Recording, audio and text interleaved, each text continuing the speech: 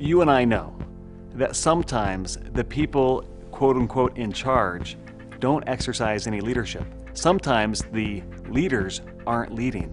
And sometimes those who don't have any fancy title are exercising tremendous leadership. Most people complain about the leaders that are in charge, so I think most people believe that just because you're in a position of authority doesn't mean you always exercise effective leadership.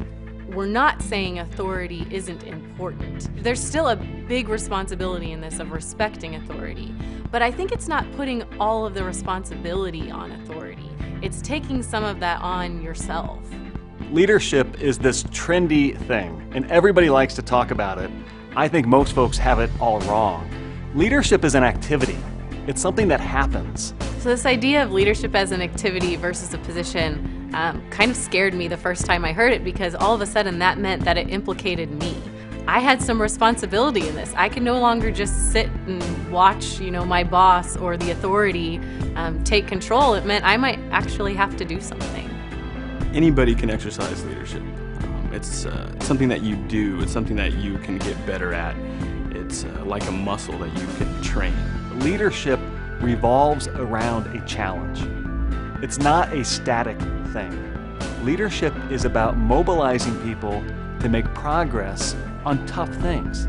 So you need to know what's the tough thing, what's the challenge you're wanting to mobilize people around.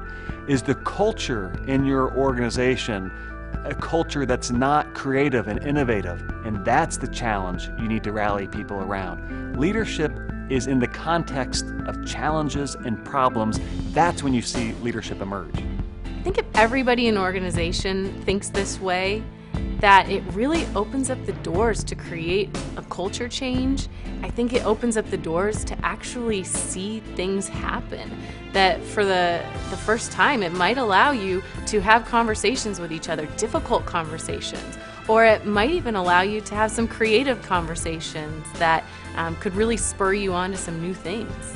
It's the activity of mobilizing people to make progress on really difficult challenges. And if you begin thinking that way, it becomes possible to imagine all sorts of people exercising leadership. We don't just want the CEO of the company exercising leadership, we want everybody leading.